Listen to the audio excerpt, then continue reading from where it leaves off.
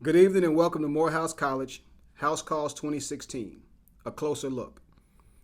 We've assembled a distinguished panel to give you an opportunity to ask all of your questions about what it's like to be a man of Morehouse.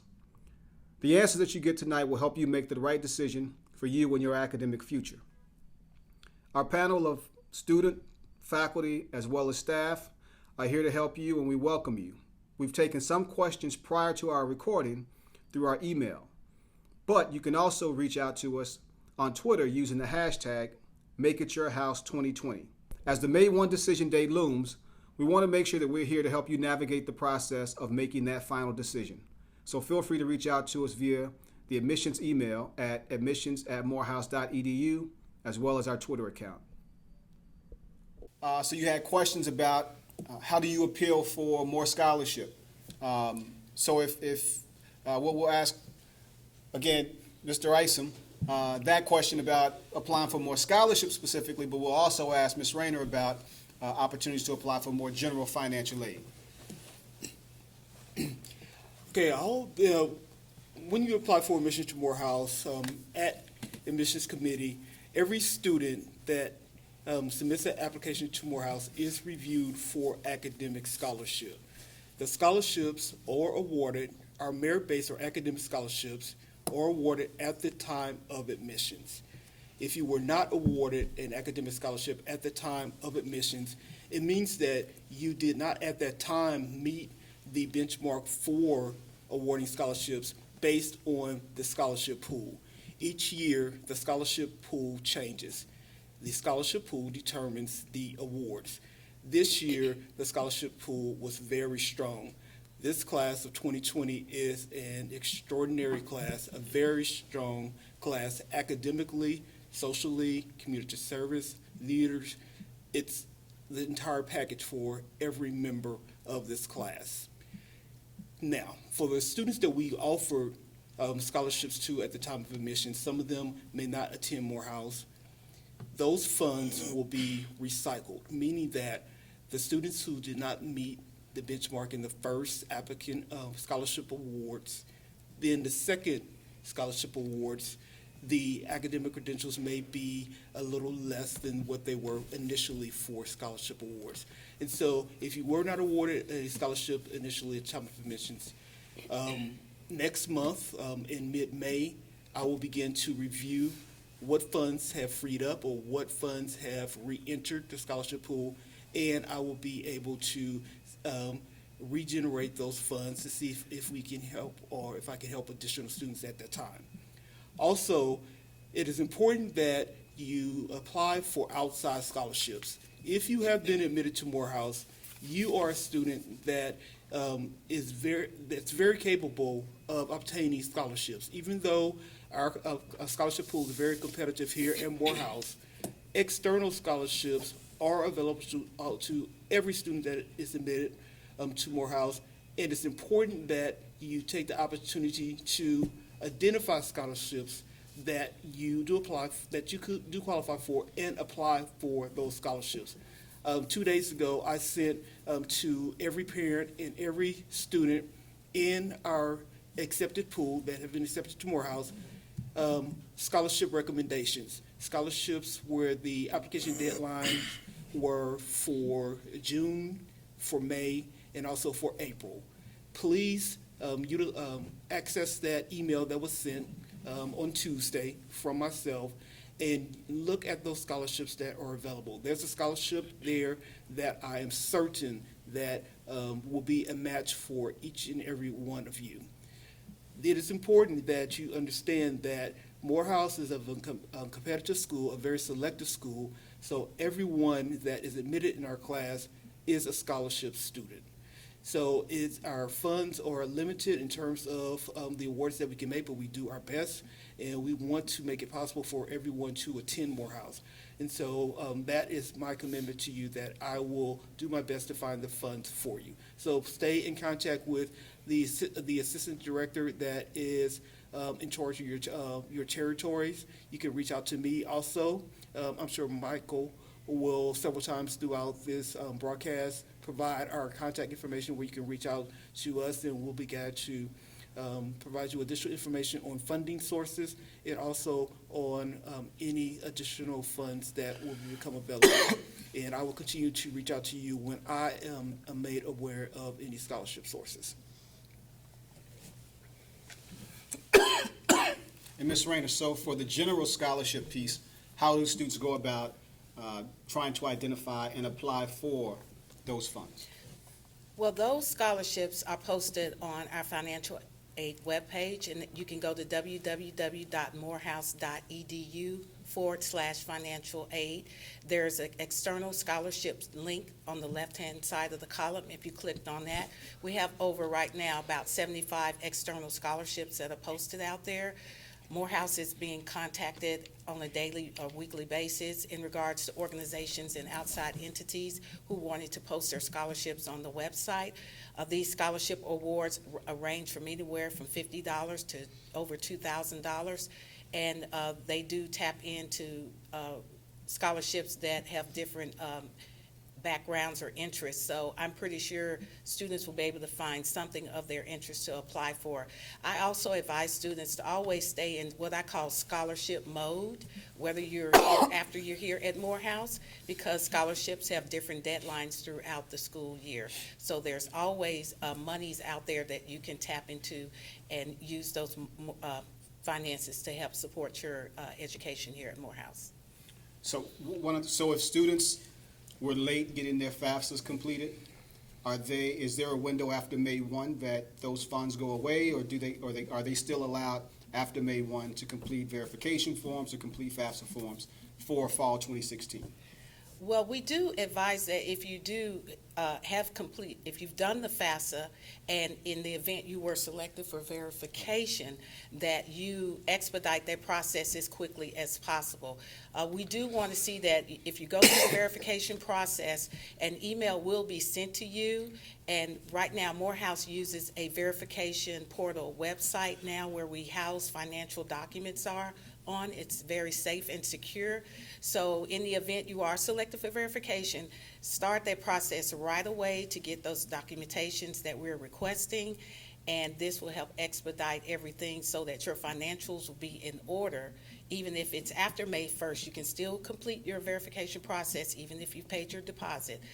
But we would like to see all of your documentation and your verification verified so that your award can be issued.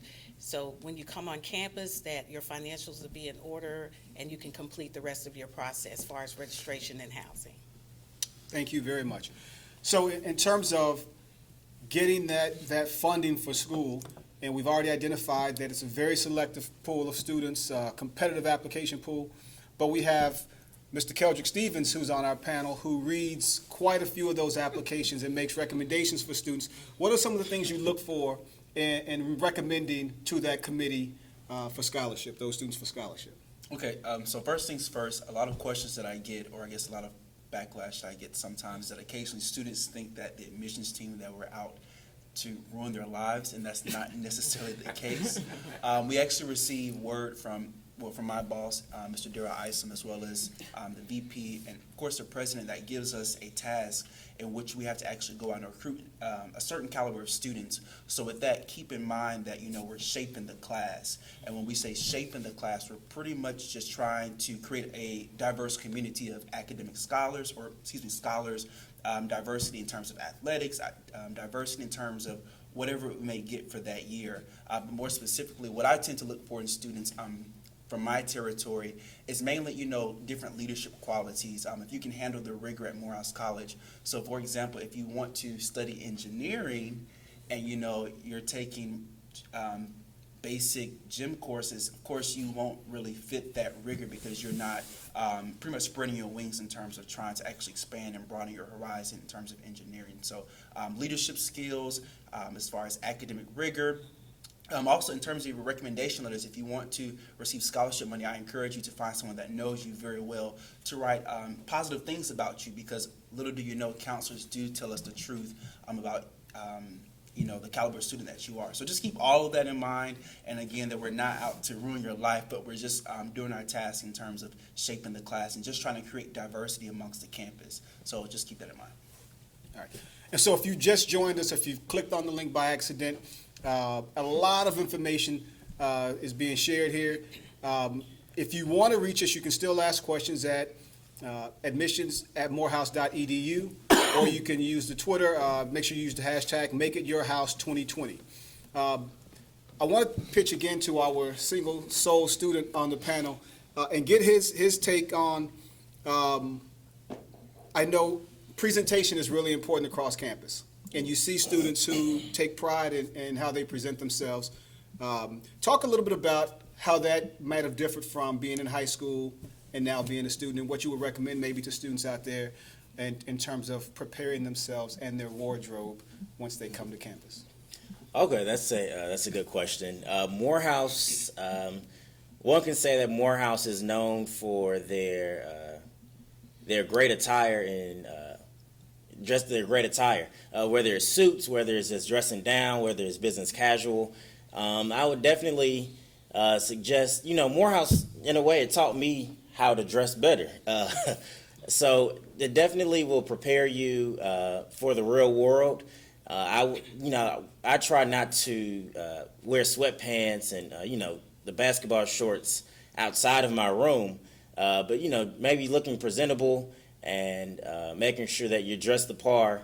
And you're always going to be surrounded by brothers that are always dressed right.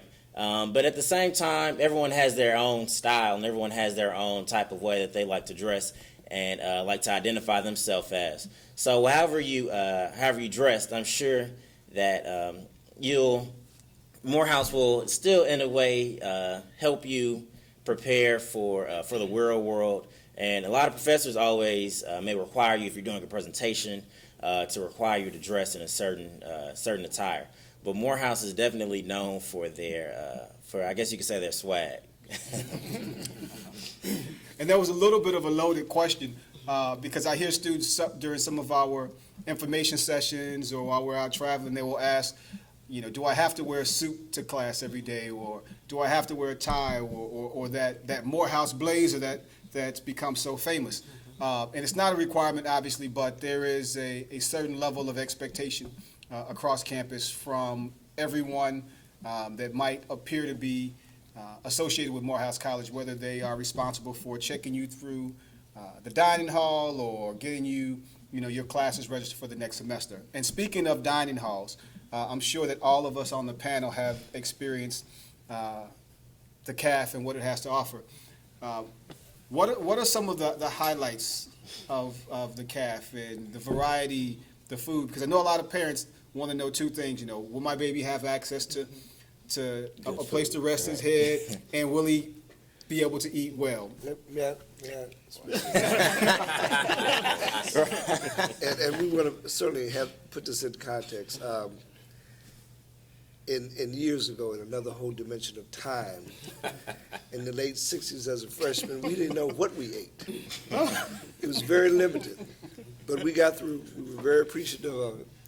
Now we're in the 21st century at Morehouse College, and we have a variety of entrees, good food. Now, I do want to say this. Regardless of what your son may say in terms of the food, there's always a great salad, there's always fruit, there's always water. So the basics are there. But you have a variety of food options, from entrees to hamburgers and pizzas. And let me ask the student down here. Why don't you speak for yourself? But we do have a very good variety of food that's healthy. All right, thank you, Dean. So the cafeteria has definitely it's changed since I was a freshman. To be honest, the food when I was a freshman, I didn't enjoy it. But one thing that I like about our president is that he listens to us. So he heard the concerns that our food wasn't that good. So he immediately made changes. That was one of the first things on his agenda. So I really appreciate that about our president, President Wilson. But now we have a great company that makes sure that we're full. They stay open. They open up at 7 a.m. in the morning, close at 11 p.m. So everyone has that. Being a college student, you have those weird, college hours, late night hours. So you definitely have a chance to get some late night munchies if you want. It's all you can eat. They have great breakfast starting at 7 a.m., going on to lunch. And everyone, the line is always out the door on the world famous Fried Chicken Wednesday. Every Wednesday, we have fried chicken, baked chicken. We have collard greens, some really good mac and cheese. Every once in a while, they may give us some peach cobbler. We have some black-eyed peas. So then for dinner time, it's always good. We have a variety. So we have a salad bar, we have a pizza bar, we have hamburgers, hot dogs. We also have a stir-fry station where you can make your own bowl and then give it to the grill master. They stir-fry it in front of you, put some nice teriyaki sauce and all that kind of good stuff on top. We have that. We also have one of my favorites, Chick-fil-A. Chick-fil-A is on campus. They're another restaurant. They stay open until midnight. So that's definitely something that I really appreciate, that I enjoy, as well as Witch Witch, and we also have Papa John's, Freshens, and Starbucks. But let me real quick on Chick-fil-A. At most colleges, it's just that grab-and-go station where you just grab the sandwich, grab the fries, and go pay for it. With our great relationship that we have with Chick-fil-A, we have the Chick-fil-A Express. So we have the full-service Chick-fil-A. So we have the salads, we have the sandwiches, the spicy chicken sandwiches, the fries, the fruit cups, the whole nine. So it's definitely, we're definitely taken care of in the food aspect, as well as our great meal plan options that we have. If I may add on one element to the dining experience, living and working within the residential houses, I have the opportunity to hear from students. And in addition to all the great things that have been said, there are also special occasions where the dining service, Aramark, provides for a steak night, steak and potato, grilled steak and potato, as well as other wonderful meal options. And for those students who may have special dietary restrictions or requirements, I have firsthand had the experience of working with students as well as the dining staff to ensure that special needs for diet have been and are met. So we have a wonderfully accommodating staff within the dining hall that works to make sure that every student is able to enjoy a nutritious meal. And we have one other addition for. Yes. I was just going to mention also across the street, of course, is Spelman College, and there are dining venues over there as well that students can take part in. And Clark Atlanta as well. And students can use their identification cards to purchase items on the Morehouse campus at any of those locations that were mentioned earlier, as long as they have a meal plan. On that note, Dean Booker, their ID cards, does that serve also as a debit in the bookstore? So when they buy books, or is that a separate accounting set up? Yes, it does. Okay, all right, because that was one of the questions we had. They wanted to know if they should send their kids with cash, start a bank account, which a lot of students will get a local bank account. But that debit card, their ID also serves as the purpose for purchases in the bookstore. And please also note that all students who reside in traditional housing, and more specifically, all first-year students are required to have an unlimited meal plan option, which provides for 3 meals per day, Monday through Friday, and 2 meals on Saturday and Sunday. That is a requirement, and there is no deviation from that particular option. Can we, another academic question comes up. Dr. Rockwood, can you talk to us a little bit about students who, changing of majors, number one, but also selecting courses and how that process takes shape when advising students on their academic futures? Okay. Selection of majors. Many students come with the mindset of what they want to major in. Okay, and that's great with us. There are also some students who come undeclared. There's some who come, well, I'm not quite sure. I like this, and I like that. And so what we do in Morehouse, from an academic perspective, we try to steer you in your passion. And so we all, as faculty, we always talk to you one-on-one. Most of the faculty, we always pull you on the side and chat with you. We ask you questions to find out, hey, what are your strengths? What are your weaknesses? What areas you feel you're real strong in? Hey, when I leave Morehouse, what do I see myself doing in about when I'm about 25 or even 30? Okay, so we want you to think about you up the road in your professional lane. Okay, and so with that in mind, we backtrack and start planning your coursework and making sure, and yes, we encourage you to take some classes that's not just in the major, okay, especially in engineering, especially in physics, mathematics, especially in business and finance. We wanted you to take, we designed the curriculum for the student to get a strong foundation in these particular areas. But there are sometimes they want to take, the students may want to do a few other things that connects other areas, and we there to advise you. Okay, I don't know everything. I don't know anything about the finance and business area. Okay, but that's not my PhD in. My PhD is not in business. It's in physics and in engineering. Okay, but I do know the chair of business. And I know a couple other faculty in business and in music and in art and in other areas, so we get to know each other. And I say, oh, go and see so and so. Go and see Dr. So and so. And that way you also have a connection. We want our students not only to get accustomed to who their major faculty is, but other faculty across the campus. Okay, so that way they do a change of major. Sometimes students get going in their freshman year and they finally realize like, this is not what I really wanted to do. Okay. And so what we do, we steer them immediately to the department that they feel they want to make that change, and we do a simple change of major for them, okay? And that helps the students make the adjustment. And what's that second course? Well, the advising piece. The advising. Advising, yeah. Now, we're getting, at Morehouse, we're taking advisement to another level. We're not just doing academic advisement.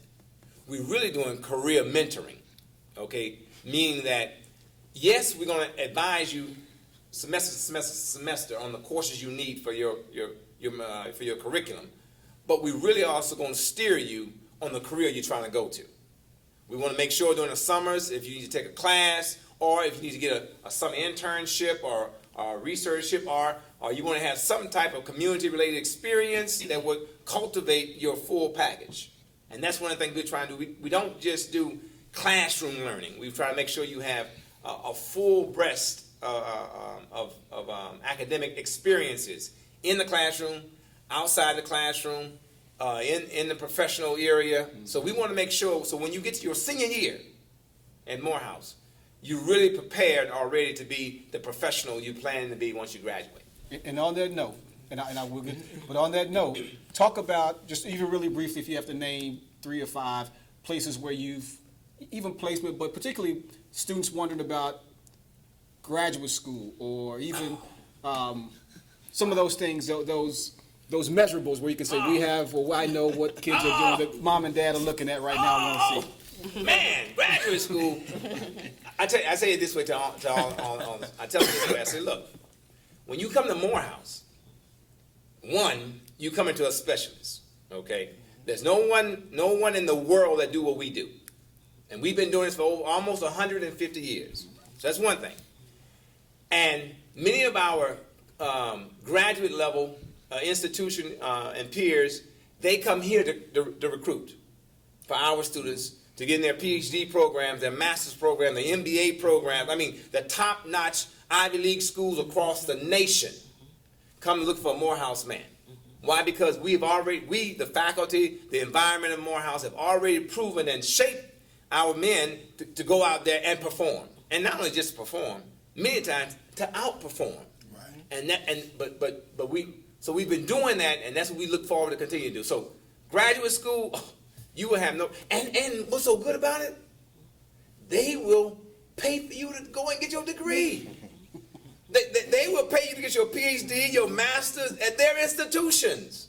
They will do that, okay, for free. And so yeah, MIT, look at MIT, October, the student of the year, the student of the month for the MIT is all on their webpage, one of our former students, David Hill. Student at Northwestern just got his PhD in material science from Dallas. I can't remember his name. Yeah, Michael Rollins. We got students at Georgia Tech right now in the business area, in the engineering area, in architecture. Every institution, every major institution right now in the United States, I can safely say, about 55%, 55 to 60% have, I could say safely, 80% in the past 3 years have at least one Morehouse graduate. At least one Morehouse, especially in the STEM. Because I know I sent them there. That's right. Let me say, Mike, everything Dr. Rockwood said is really Morehouse. It's what we see the end game being. Starting in the freshman year, even before you come to Morehouse, we have staff and faculty that actually put your schedules together for you. We don't want to take a chance of students putting together schedules that are not accurate. Yeah. Because we don't want to waste any time unnecessarily getting you to that degree. So, once you have paid your acceptance fee, and once you're in our process, you will get a call from a division advisor representing one of the divisions who will have this nice conversation with you and ask you, what's your dream? What do you want to do? If you're not sure, that's fine too. But they will take your scores, SAT, ACT scores, and with your conversation as to what you would like to do, they will then shape your first semester courses. Every freshman will take at least 15 hours. Understand it takes 120 hours to graduate from Morehouse College, so you divide that by 4 years, 15 hours is your watermark. Now, after that first semester, we put the onus on the students because we're in a developmental phase right now, going into that second semester. Students own their education. We expect them to journey to faculty and start that wonderful conversation that ends up blooming into what was described earlier. But here's the challenge, and it's not just students that come to Morehouse. It's classic in higher education. You're talking about an 18, 19-year-old that says, I can do it myself. I don't need that. We understand that as scientists in educating our young men. So what we do to make sure that they are registering for the right courses in the second semester, we put holes on their account. They can't touch the registration module until they have met with a division advisor and had those wonderful conversations with faculty. That's when they start to own their education. And then every semester, the holes are put on there and they are required to see their advisor before they can register for classes. Now you may say, well, is that doing too much for them? No, it's a safety valve. We're not in the business of being negligent and having students unnecessarily going to school here for 5 and 6 years. This is a structured, it's a discipline that we all need from time to time. We're very serious about our young men. We have to do that in the first year in order for Dr. Rockwood and his core of faculty to take the baton and do fantastic things with it. Thank you. We have So, good evening again. In addition to the wonderful support that is offered from our really dynamic faculty on campus, and under the residential college model here at Morehouse, we work within the Office of Housing and Residential Education, along with many other college campus stakeholders that are at this table and not. We work to provide a continuum of learning from the classroom back to the residential setting. And included in that is levels of intervention, academic interventions, as well as personal and social interventions that take place with the residential deans, as well as other staff here at Morehouse. And it's really to provide an opportunity for students to have an outlet to share their concerns, as well as receive the appropriate support, and whether it be related to their academics, whether it be related to their career choices, whether it be related to social matters, but to receive the appropriate support so that they can be successful while here. And going back to an element that Mr. George mentioned related to swag, think of it in this manner. Think of it in terms of swag as success with a guide. SWAG. Success with a guide. That is what is offered here at Morehouse College in terms of the overall, the holistic student. And those individuals, again, at this table, as well as those individuals who are throughout this campus, are responsible for providing that to our students so that they end up crossing the stage within 4 years with a degree.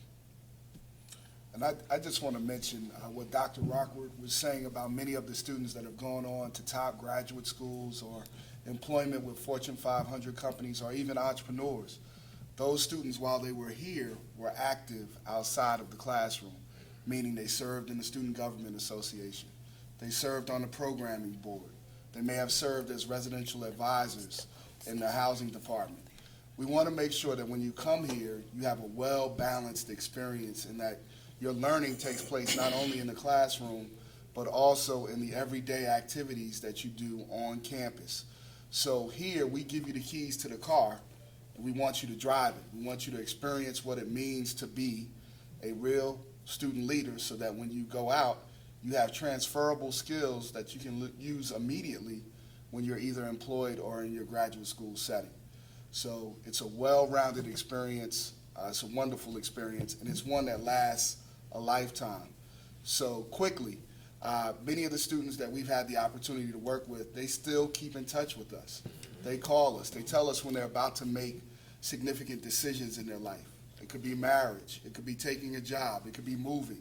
So the relationship doesn't end after you graduate from Morehouse College. It continues, and if you allow it, it even fosters and grows greater. So it's not just a 4-year experience. It's a life experience. Mr. Moore, may I say something on that? Look, we're not selling Morehouse. We're speaking factually. We have a formula here that should be happening with African American males the moment they hit preschool. We validate, we assign purpose, we encourage, we love, we embrace, we challenge, we have high expectations. It's a winning formula. What we get as workers here in the field at Morehouse, it's on the outside. It's what Dean Booker talks about, what happens on the inside. It's what Dr. Rockwood talks about as they leave here. What we see in our everyday world, we can go anywhere, and we will run into a Morehouse man who came to the school, and we're asking him, what is he doing now? And what he says with a smile is incredible. It's incredible. This is factual. We don't just have our students go to look for a job. We're not in the job business. We create niches to heal and to lead the world. Other schools that you may be looking at may teach you how to run the world. Morehouse teaches the students to lead and to heal the world. It's a great opportunity. We see the blooming, the evidence, once they have gone out 5, 10, 15 years from now. And they come back home, as Dean Booker says, they stay close to home with their families. It's an incredible experience. We're not selling Morehouse. We're just telling you factually what this place is. That's great stuff. That's great stuff. I know we have some other questions, and everything is tying in almost perfectly as if it was scripted. But I know we talked about with Mr. Stevens, talked about diversity that we look for in shaping the class. And then we talked about the different type of students living and learning together on campus. And we're seeing a very diverse student body. So just because this is a campus of over 2,000 young African-American black men, there's also students from Europe or students from different parts of South and Central America. So you have diversity on campus. But then those more overlooked areas of diversity, like you have students from a variety of different economic backgrounds, for example. right? So you have students really living and growing and developing. So keep in mind that if you're a student sitting there thinking, do I fit in? The reality is you will arrive on campus with some differences of students that you might or might not be familiar or even comfortable with. But the reality is there's a place for you to grow and shape and develop, not to ignore, but to build and shape who you are and who you become as a man, despite those differences. In some cases, learn and teach others about those differences while you're here as a student. But Dean Booker, can you talk about, because I know in terms of your level of commitment, I have the good fortune of living in really close proximity to where we're sitting now, and I see you in the evenings multiple times a week here engaged, like truly engaged with the students. Talk about how easy it is or for students to land on campus in August and become a part of the fabric that is Morehouse College. It instantly happens. It starts with our Office of Housing and Residential Education. The fact that we have our first-year students living on campus and for the first 3 years is no accident. Our purpose is to see them gain and grow in residence life and grow for an appreciation of this place. So we want them to understand that this is theirs and that they need to be responsible and take care of it. And because we have so many staff members engaged, we're accessible. Mr. George can attest, I'd say 90% of the students that go to school here have access to every one of us at any time, but more so through our cell phones. Dr. Turner, I can only guess how many students have his cell phone number. I don't know how many other schools administrators, top-tier administrators, are giving their cell phone numbers to students. And we get calls all times. I mean, I'm sitting here now, and I'm looking at my phone, and there's students contacting me, so it doesn't stop. But it's a labor of love, and it's passion. We're passionate about what we do, all of us at the table. We enjoy the experience, and we want the students to get what they pay for. Many times, I'm still an American Express quote, it's a priceless tag. I know it's an expensive one, but the relationships that are gained here are priceless because they go beyond the 4-year experience. And I cannot say that enough because I have friends that have gone to Harvard's, family members, Harvard's, Yale's, and some of the more prestigious institutions, but they don't have a relationship with a dean that they can call 4 years after they graduated, or might be participating in their wedding. So these are the types of things that we do here, and it's not because we have to, it's because we love to. And it's a real experience here. So as soon as the students hit the ground, as Dean Darden articulated, we're here to greet, meet, and get to know each and every one of the students that come here. But I'm going to say this to the young men that are watching. Morehouse can go through you if you allow it. But if you don't allow it, you'll just go through Morehouse. So you have to be willing and able to receive what we have to offer. And some young men make that choice. So when you come here, realize the expense, but also get involved in what the expense or the experience offers. So I challenge you to meet new people. I challenge you to learn about your fellow brothers and to engage in the experience so that when you graduate in 4 years, you can say, I enjoyed my Morehouse experience to the fullest extent, and that will live on as you come back year after year to see how the college grows and improves, as many of my brothers do. So again, I encourage you to get involved. For Mr. George, again, there's lots of student-directed questions. Got it. One of which talks about how safe do students feel on campus? That's a good question. We have our police chief, Chief Valerie Dalton. She left Atlanta Police Department and came and now is the police chief at Morehouse. So all of our police officers are trained and they have jurisdiction over this area. So they have the power to arrest, to give tickets, so all that kind of stuff. So they're strategically placed around the neighborhood to make sure that we're all safe. All students are asked for their IDs when they walk onto campus. And we have security guards all throughout the campus making sure that we're safe.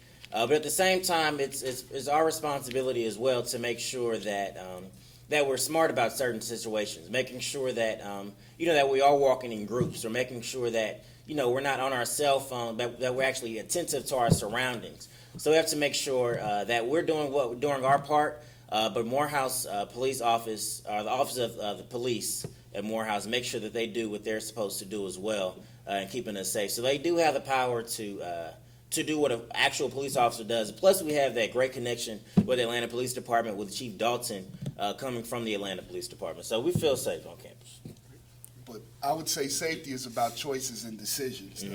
We're going to be honest. We're located in Southwest Atlanta.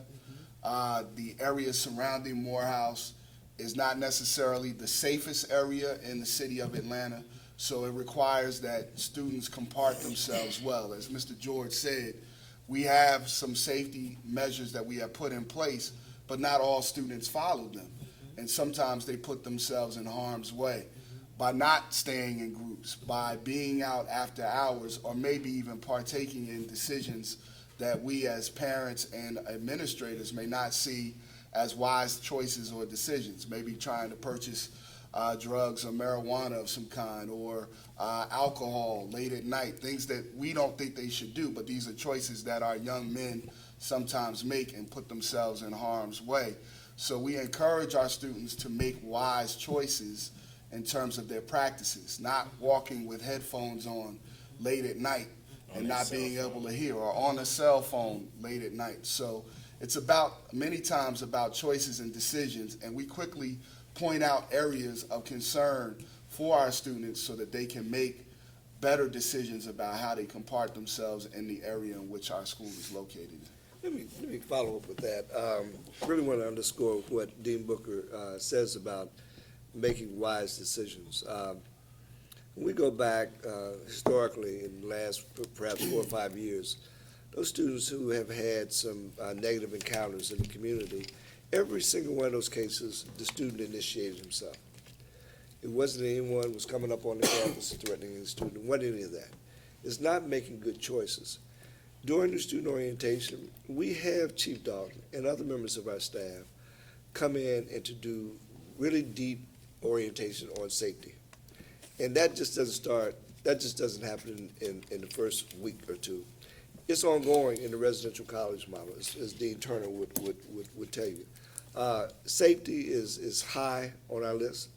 It's not just at Morehouse, but we want to teach our students to be safe in life, even when they leave Morehouse, because they'll have one-day families, and their spouses and their children. So that's part of the outside of the classroom learning that Dr. Rockwood talks about. So it speaks to our concern about the health and safety of our students. Now, I do want to say this. We do have, on the backside of what we do every day, we have a team of deans, between what Mike Turner, about 8 to 10 deans, and we're on call practically every night in the year. If something happens to any student, or a student is found lost or whatever, or wants to communicate with the school, they have our numbers. We have a staff on call 24 hours every week. Anything that happens, we all, 8 to 10 of us, get that word instantly. And then within our roles, our goal is to nip that in the bud before the sun rises, to know what's going on, notify parents, and so forth. We take this very seriously. This is an initiative that was born out of Dr. Sam's administration, our VP for Student Development, and it works very well. So we have some students who they've admitted to us, they've made the mistake of going to another university for their first or second year, and now they've learned the error of their ways, so they want to transfer in now. So one of the questions was, how do faculty look at those courses and determine what's transferable in? Okay. Wow, that is a great question. Well, to be very honest and blatant, we look at the course description of each course that you've taken, and we compare it to the course that's offered at Morehouse. It's that simple. We trust our colleagues in other institutions. They have been trained with PhDs and so forth, and we believe that they have given that level of content and rigor. But we want to make sure that the course overlaps, and it's at the discretion of the department chair. Personally, me, I want at least 80% overlap. Okay, if I can see 80% overlap, I feel very comfortable that you're ready, because we want to make sure that we don't put you into a sequence class and you haven't got all the fundamentals from the previous one. Now we're not putting you in a very successful situation. So that's why we try to make sure. But we follow the guidelines of Morehouse transfer rules. You have to up to 60 hours. We try to make sure we make good selection of what courses that you that would help you continue to progress up in your major and so forth. So we do a great deal of making sure that the courses match up as well as they can, and we accept them. All right. So we've established already that our panel was distinguished, not just because I say but because they've gone and done wonderful things at other places, but something about Morehouse has drawn them back here. And I know that for Dean Darden, there's a topic that's near and dear to his heart, PSEP, or the pre-college summer enrichment program. And students have that question of, what am I going to get out of that, or why was I chosen for that? And again, keeping in mind that we've already expressed that it's a competitive class, a diverse class. What are some of the things that they can get out of that PSEP program? Well, let me say this, and perhaps Dean Isom will chime in as well. He and his staff are making those decisions. Metrics in terms of SAT, ACT scores just tell a slice of the potential of an individual. They don't tell the whole story. And oftentimes, those ways of measuring, don't really fit African Americans. Correct. So we take that in consideration. We also put value on it as well, what comes out of those scores, but we know it's not the total package. So in the wisdom, decisions of admission committee, if there are those that they say, he fits us well, and we fit him well, but there may be a little bit of tuning up here. Say, for instance, his test scores. His test scores illustrate that he's a good tester, which is only one thing, one dimension. But his GPA is low. So what is that telling us? What type of school did he go to? What was how was the rigor gauge? This is what the experts do in admissions. When they sit on the PSEP, we'll look at that profile and say, well, we asked the student, what happened with this GPA? Because it's not in line with your test scores. There may be some study skill needs of improvement. There may be some circumstances that were beyond the student. Somebody perhaps died in the family, or something happened that prevented this young man. He had all the intent to do well, but something held him back that was beyond his control. We look at him that close, and before we put him in the larger waters in August with the 600 or 700 freshmen, we want to make sure that when he comes in August, that he can compete with anyone in that class. So we have 6 weeks to look at him, to tune him up wherever he may be short. And there's opportunities for him, for instance, if he did well on his verbal SAT or ACT, that he could perhaps take a 4-credit English composition course and get credit for it as he moves into August, into the first semester, provided he makes a C or better. But say his math needs improvement. This is what this is. We have outstanding professors that know how to work with first-year students very well, and that's important in the academy. So students, if you look at other institutions, you ask that question. Are the faculty that are teaching your first year, are they experts at teaching freshmen? In PSEP, we have our best. So the objective is to bring them to that point, not just for them to be acceptable, but the expectation is that that core between 60 and 80 will come in the fall semester and outdo the scholarship recipients. Mm-hmm. The expectation is that they will lead the class. Now that's just the classroom. But PSP teaches them the difference between high school education and college education. We teach them how to navigate through college. What is college? I had a parent one year say, Dean Darden, do they get a little taste of homecoming? Did they get a little taste? I said, no, ma'am. We have 6 weeks, which equals a semester. It's from 7 in the morning to 11 o'clock at night. And for those who perhaps are doing well with the metrics, there's a metrics may reveal, but it doesn't say everything. The question I may ask is, how many hours a night do you study in your senior year? Most of the answers in higher ed, 1 hour, Dean. That's unacceptable, because faculty are not going to dumb down their curriculum. Correct. They are going to hold you accountable. If you don't know it, get it. And PSP will give you that advantage. But they know in order to do Morehouse's work, to make you a competitive product out there, to compete with anybody, they know it is wrong to drop their bar of excellence. Yes. They know that, and they will not. So in order to make this a really good match, PSP brings them up to the expectations of faculty. And we put them in that fall year semester, and we expect them to do their best and to lead the class. It's comprehensive. They cannot leave campus without my permission. They may be able to look at downtown Atlanta and say, well, Dean, why can't I go down there? Because you didn't come here to look at Atlanta.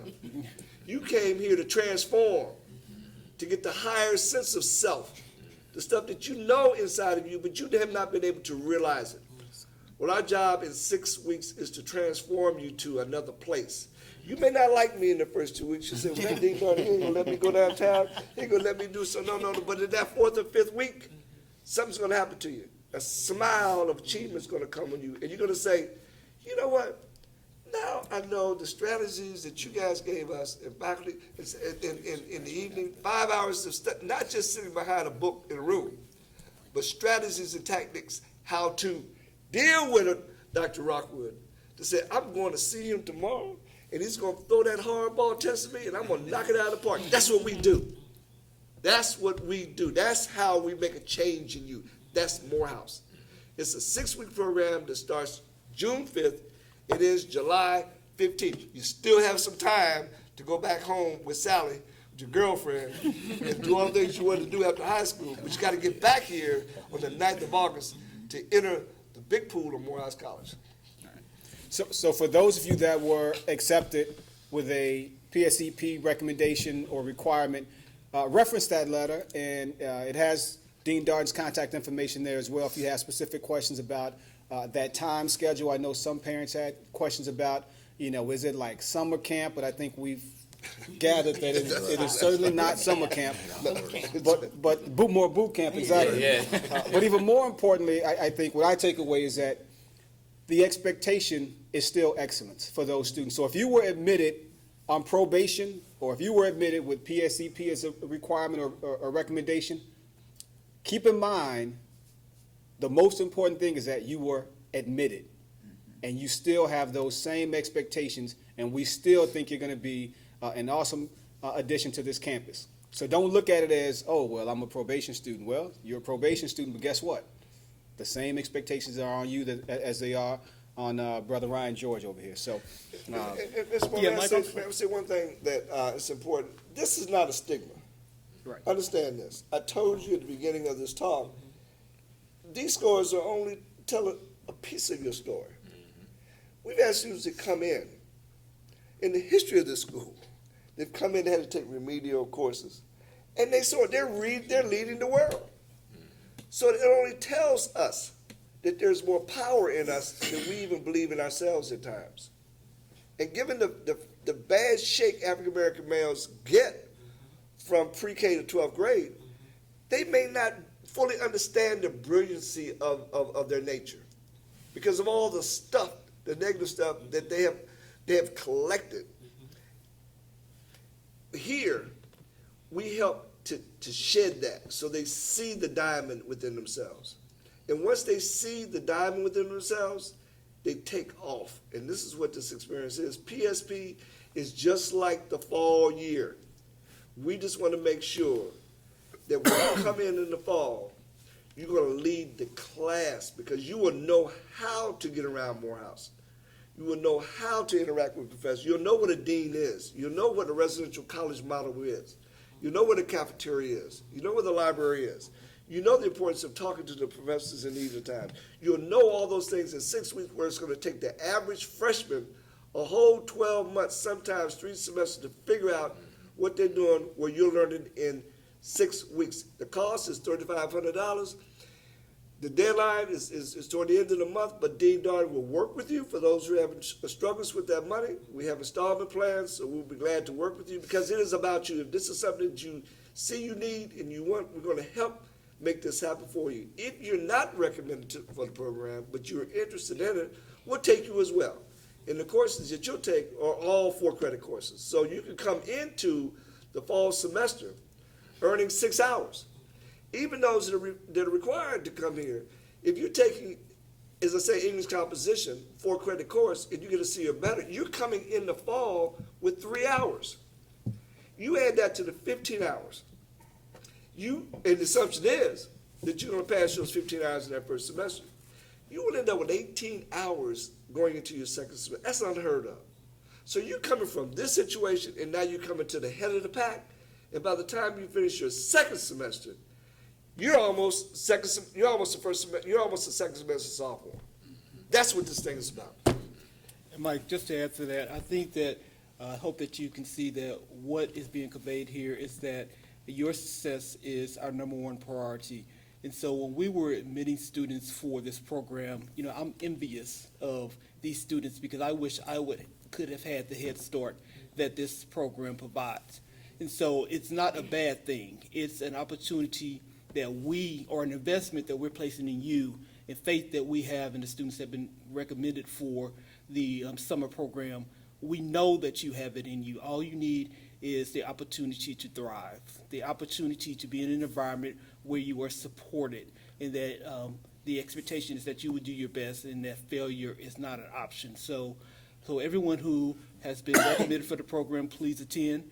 If you're not able to attend, understand that you're going to still get the support in the fall, but it is much more conducive in the summer in a smaller setting, and the type of oversight that Dean Darden has just conveyed and laid out for you. You cannot obtain it at any college in the country.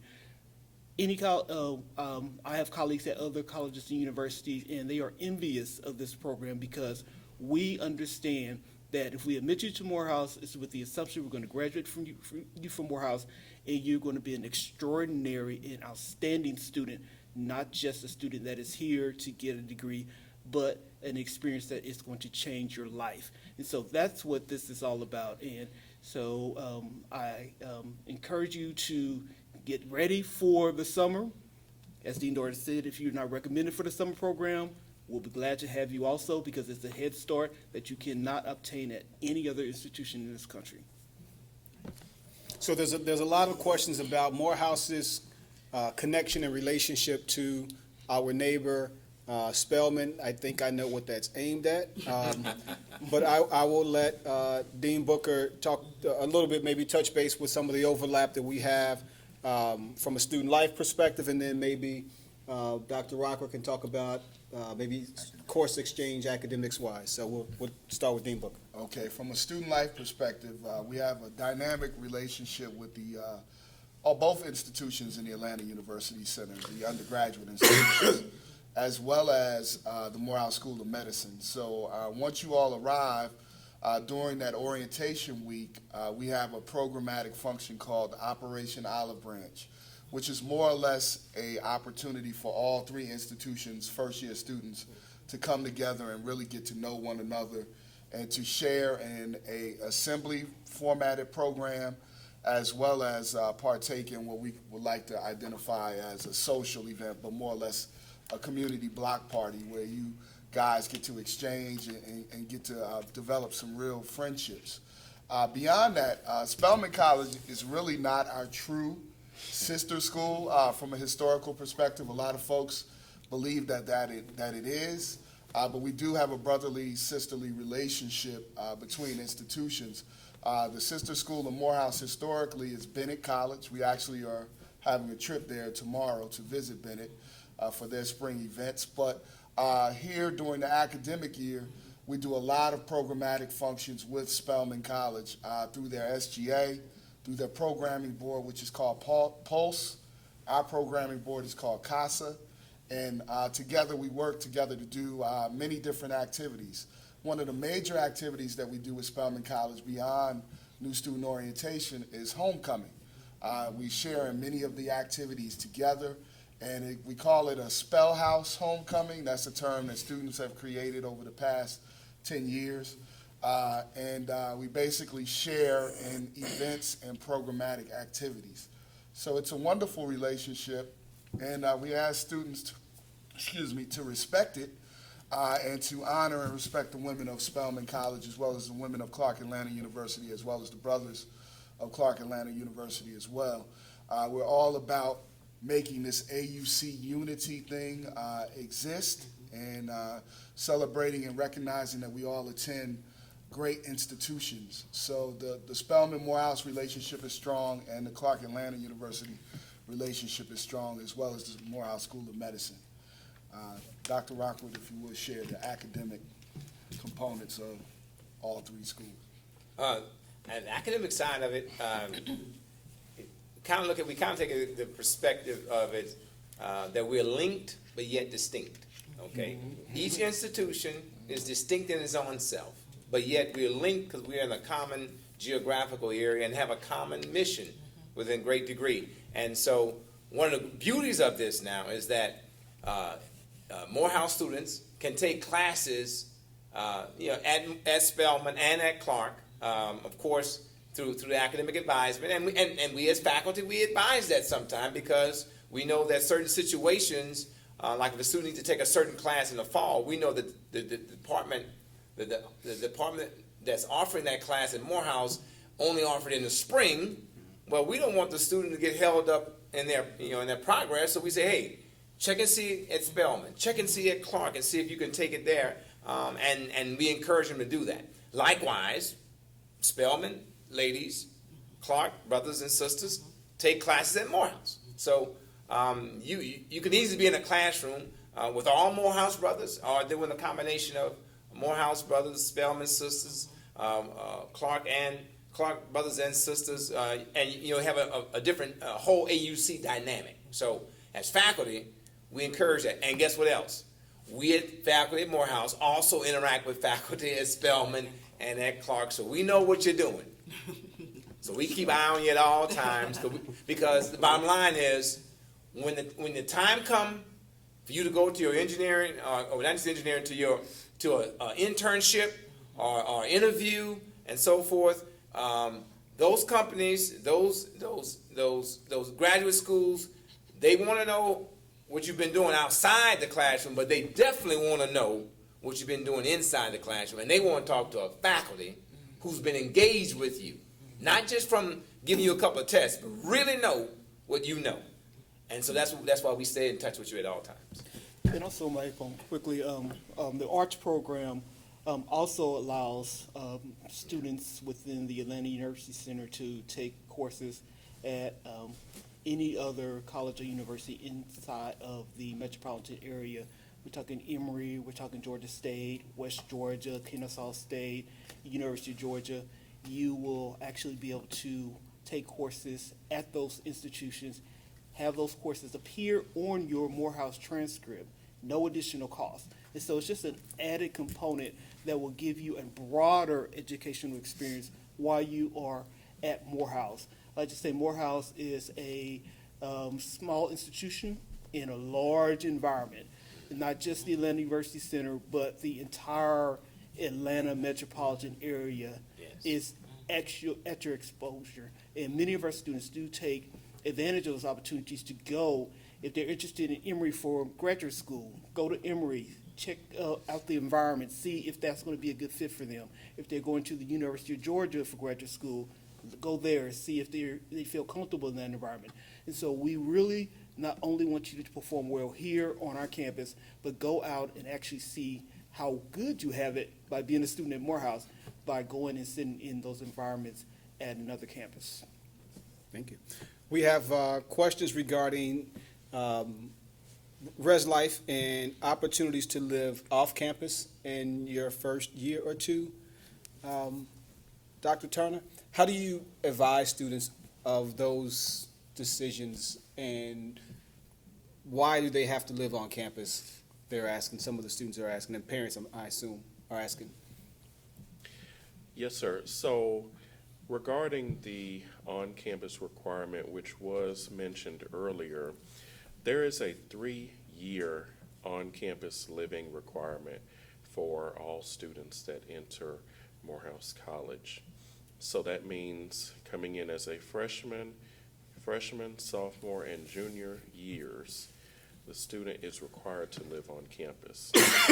And part of the expectation for residing on campus goes back to the programmatic perspective. It goes to the leadership development perspective, the academic support perspective. And so having the opportunity to engage the students where they live is very important. All right, utilizing the residential houses, and we have houses here at Morehouse College, not dormitories, because we do more in our residential houses than just sleep. It is a place for living and learning, socializing, engaging, developing, creating. And it is expected that our students are going to have the opportunity to be in an environment that will foster such activities.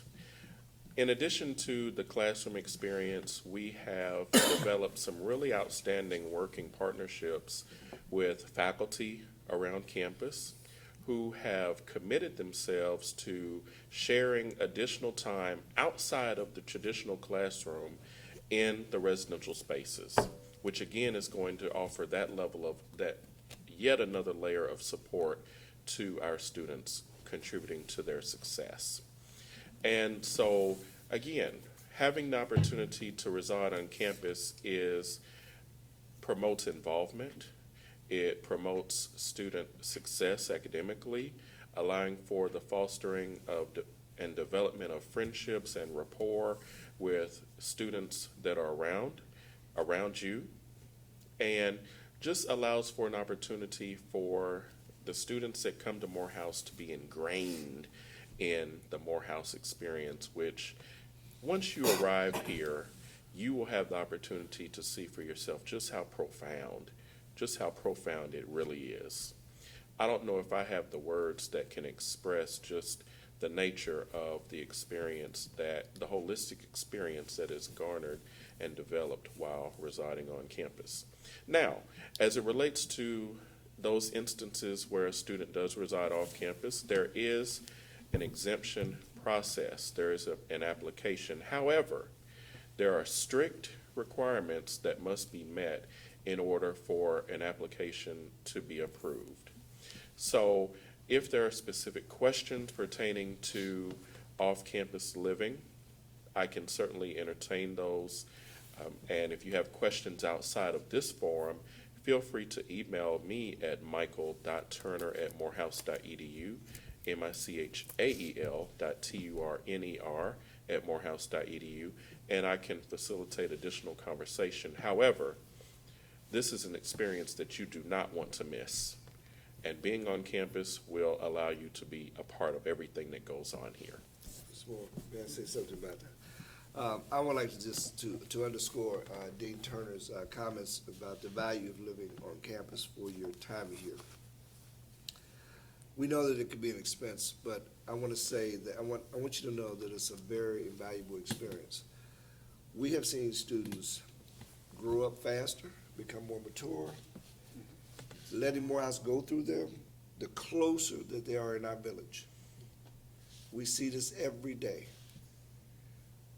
Sometimes we run into students who have gone off for perhaps practical reasons, living off campus in their junior and senior year. Their experience becomes diluted. Morehouse has a lot to offer within a short period of time. When I was in Morehouse, I lived on campus for 2 years. Now, mind you, that was in another whole dimension of time. And we lived in the city when Atlanta was growing up and becoming popular. Now, I'm not talking about after the Civil War. So I can only tell you that I wish that I had stayed on campus the 4 years. And knowing what I know, looking at students move in and out of Morehouse for the last 21 years, I would say, like Dean Turner said, that there's great value in staying close to the house. Right. And getting everything you can get, because you won't get this anywhere else when you leave the house. Right, and it's data that shows that persistence and retention as well as graduation within a 4-year period is greater when you live on campus during your 4-year experience. So there's data that supports the reason why we've moved to this decision. So for those of you that have just logged on or dialed in, this is Morehouse College Admissions Office, campus-wide actually, house call 2016. You can send us questions to admissions@morehouse.edu.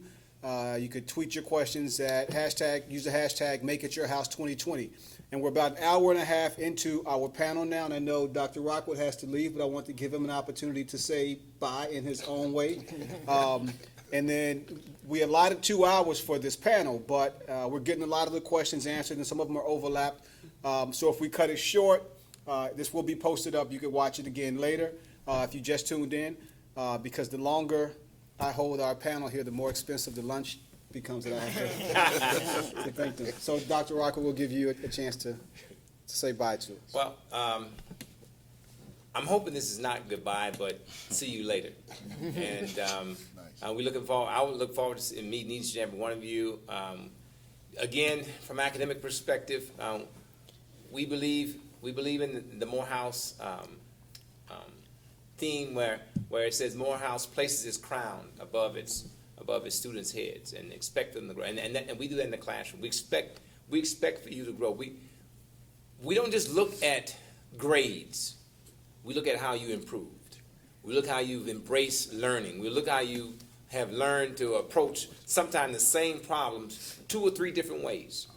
And getting engaged in not just trying to get a grade, but to do the understanding of the material. Because we understand that we're preparing the next great scientist, medical doctor, businessman, musician, entrepreneur. We understand that.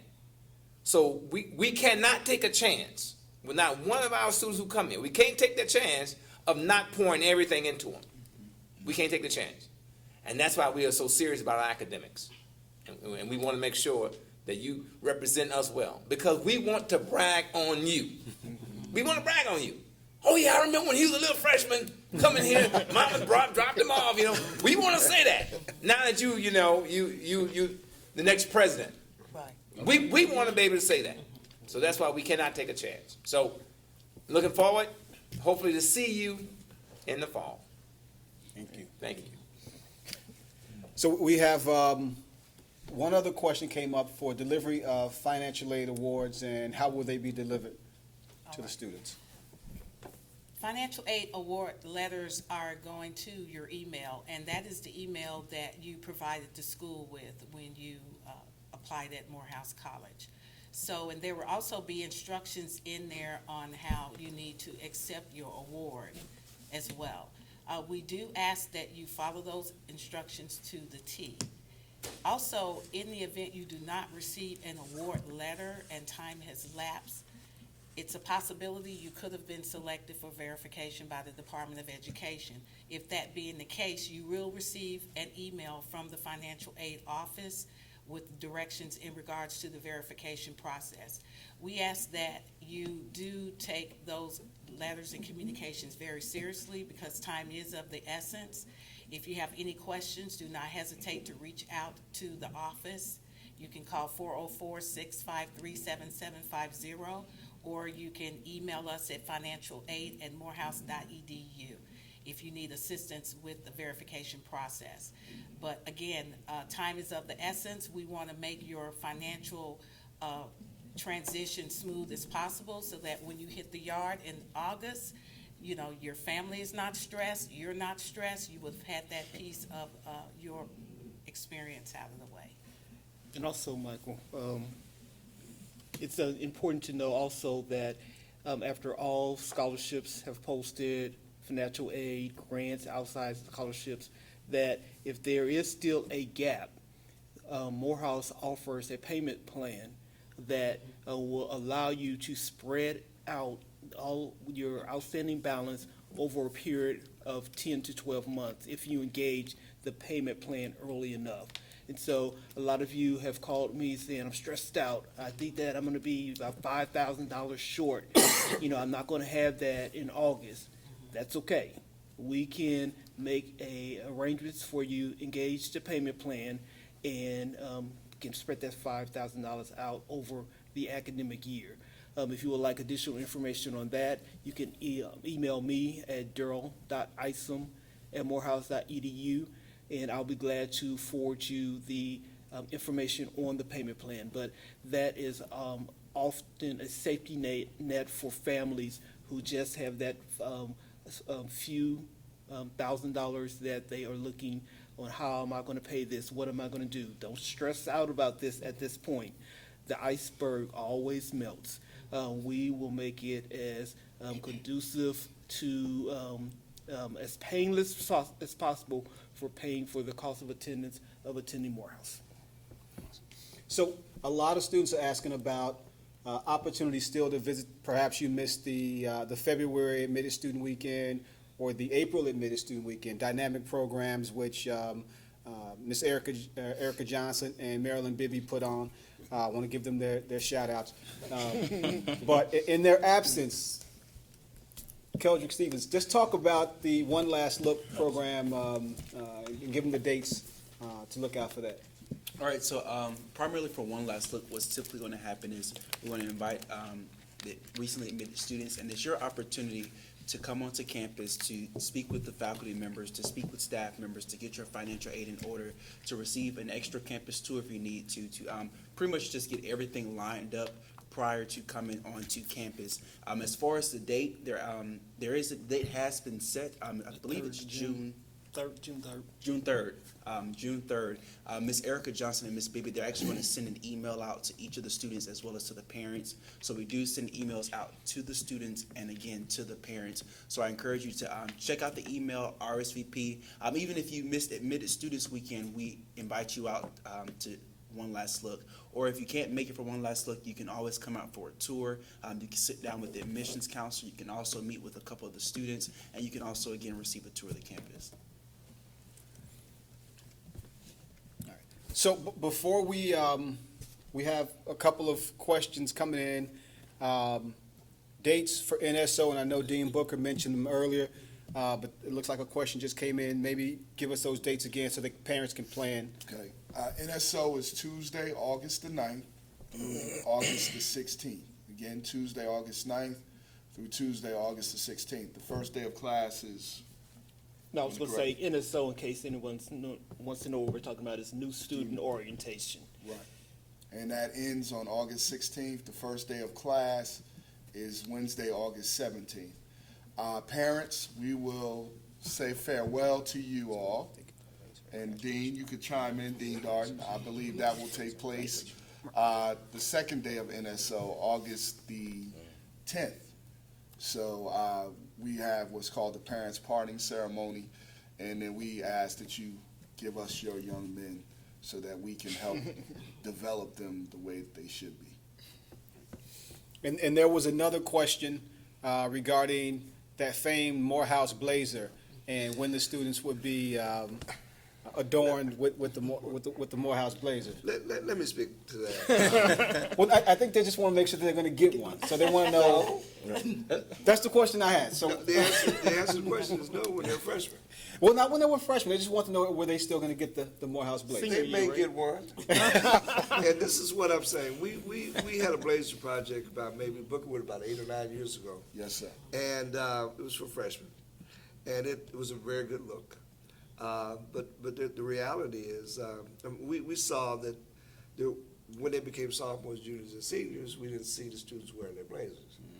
Now, we own some of that because we encouraged them to wear it. But I'm sure that they wore those when they went home to Big Mama's house on the weekend and went to church and was a proud Morehouse student. But upperclassmen see it as a, it identifies them as freshmen. If you want to get in the mindset of those students. So we spend a lot of money on something that they're not really, and we have to be fair. We have to look at their level of maturity when they come. It's not a costume. It's something we cherish, our brand. So here's what we're looking at doing. When they come in as freshmen, we give them this wonderful Morehouse white shirt and Morehouse tie. And that has been traditional in our new student orientation program. And then when they become sophomores, they may perhaps get a cardigan sweater that's monogrammed Morehouse.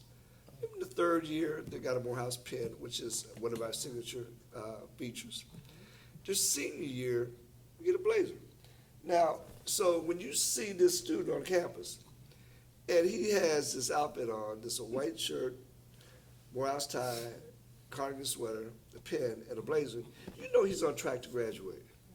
That's a senior getting ready to go out to the world. It's sort of like the master's green jacket. You got to earn this now. We put value in that because it's a symbol of success. So it's in line with our rigor. It's in line with our expectation. We don't give things out to be costuming, to say, I'm what. No.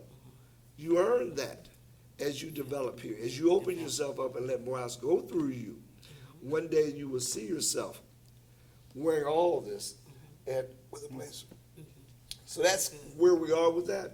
We stopped giving freshmen blazers a couple of years ago, about 3 years ago. Yes. We want to do something that's more meaningful and not just something that's a show. We're not in the business of show, we're in the business of development. I hope that answers the question, Mr. Moore. Absolutely. The other question, or another question that was answered in your wheelhouse, Dean Booker, not just safety, but health concerns for students that have illnesses that they have to manage on their own when they're a student. How accessible are we to different medical facilities on campus as well as off? Very good question. Our health center is managed by Dr. Cynthia Traywick. We have a wealth of physicians that work within the health center, and our health center is located underneath Brazil Hall. We have a relationship with the Morehouse School of Medicine, which trains physicians. Many of the physicians that we have that work here are part of the Morehouse School of Medicine group, which are trained physicians who teach and work in the field. So our school has relationships with all the local hospitals in which students can be treated. If there are illnesses, as Mr. Isom said earlier, we need to make sure that we know that in your health records, which you will turn in as part of your admissions information package when you arrive here at Morehouse, or I believe it's a date associated when it's to be mailed into the health center. So if there are any health requirements that are associated with a particular student, it's very important that we know that as soon as possible so that we can be prepared to address them upon your arrival. In addition, you want to go ahead and say it? Yeah, the dates to have your health forms in, and your health forms that we're referring to can be found in the step-by-step guide that was sent with your acceptance letter. June 1st will be the date that your health forms would need to be, we would need to have them here. We need the original documents, so you cannot make photocopies of the health records and send those to us. And you cannot check into the residential hall until your health records are on file. So it's very, very important. So today or tomorrow, call your physicians, your family doctor, and just get the process started. Let him know, him or her know that you need these medical records and that you need them by June 1st in order to matriculate at Morehouse, and they will be glad to help you with that, I'm sure.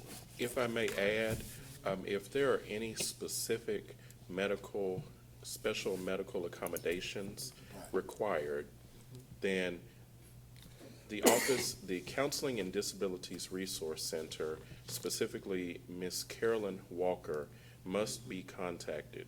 and she will require certified medical documentation pertaining to any request. So again, Ms. Carolyn Walker in the Counseling and Disabilities Resource Center is the contact person for special medical accommodations, and she must have certified medical documentation. Her email is Carolyn, Carolyn .Walker, WALKER @morehouse.edu. Carolyn Walker. Let me I just want to say one thing real quick. The Sure. immunizations, that is an issue Yes, that we yes. always get caught up with some of our students. So as Mr. Isom said earlier, please make sure that you reach out to your physician to ensure that your immunization records are up to date and that these are original documents, because we need to make sure that all of our students are immunized before they move into their residence halls. I believe I'm trying to remember what shot is usually the issue of concern. Do you remember? TB shot, thank you. Tuberculosis is one of the ones that we have to often send students out to clinics to receive before they can move in. So please make sure that your TB immunization shot was within the last, I believe, 10 years. But you can check with our health center, Dr. Cynthia Traywick, Cynthia, CYNTHIA .Traywick, TRAWICK @morehouse.edu if you have any questions related to the immunization records that are required. Let me kind of underscore what Dean Turner talks about with our Office of Disability Services. In addition to medical disabilities, we have students that come with learning challenges. And this is very, very important.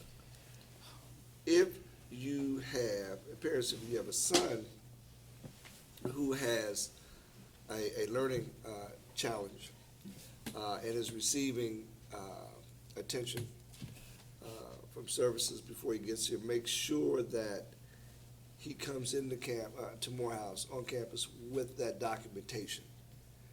It's very, very important, because this is what happens typically. Student comes to the campus and has a known disability, a learning style or a learning disability, and does not provide the documentation. It does not check into the disability office, and goes along in the semester and finds out that they need more time to take exams, to do papers and so forth. Then they say perhaps they are advised to go to Ms. Walker for some assistance. When he goes to Ms. Walker is going to ask, have you been previously diagnosed with a learning disability? If the answer is yes, well, let's go ahead and register you now. But it's going to be very hard for her to advocate for you in the classroom, where we're requesting the professor to give the accommodation of time. That has to be done when the documentation, that process has to start at the moment that you come to campus. Because Ms. Walker will not be able to help you get the accommodations you need as you're in that semester. So I'm doing this I work closely with Ms. Walker, and that's been a challenge. We have a good number of students that, for whatever reason, do not check in with our counseling office and to document that information. If you have any disability, medical, learning style, learning disability, come in and talk to Ms. Walker. She wants to see you and she wants to support you, get it documented. Whatever accommodations you may need, you check that off. She will give you letters to take to your professors, and the professors by law have to accommodate you so that you'll be able to be on an equal footing with your brothers in the classroom. That's very, very important. So Morehouse being on a semester system, I just want some questions are coming in about using part of scholarship or other financial aid awards that have been offered to pay for part of PSEP or part of NSO. My understanding is that any need-based aid or scholarship offered is used for the fall term, fall semester, and spring semester, right? Okay, just wanted to make sure we got that question. Another question came in, and I'm trying to make sure we get through these last few. Mr. George? Yes, sir. Can students become student ambassadors in the admissions office as freshmen? The answer is yes. Student ambassadors, they can become student ambassadors. Freshmen can become student ambassadors when they first enter Morehouse. Basically, what a student ambassador is they're an ambassador for the school and getting students to come to Morehouse. So if a student was interested in Morehouse, they would come for a tour. The student ambassador's responsibility is to tell them the history of the college as well as the present of the college, and advocate on behalf of the school and get those students to be interested in Morehouse. So it's a small process, basically just a small interview by some student ambassadors, and then you're going to go through a small process of going on tours, learning the history of Morehouse, and then after that, you'd be able to become a student ambassador. It's one of the great programs that got me kind of off the ground running and got me into a lot of other organizations as well. So I would really recommend it. And last week, some of you may have received phone calls from faculty, staff, or students. Many of those students were Ryan George and some of the other brothers at Morehouse that are currently enrolled. So, again, we want to thank you again for logging on with us today. Thank the panel. They've given you a tremendous amount of information. They've given you contact information. They've shared our colleagues' contact information across campus.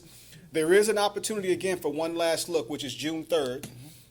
You'll have an opportunity not only to come and just get a feel for what it's like to be a student here, but you'll get a chance to engage with these panelists as well as other colleagues, students across campus. So we thank you again. If you have questions and you want to reach us, you have all of our information online. Feel free to do so. And again, thank the panel and thanks to everybody who made this opportunity possible. And we look forward to seeing you all at Morehouse this summer.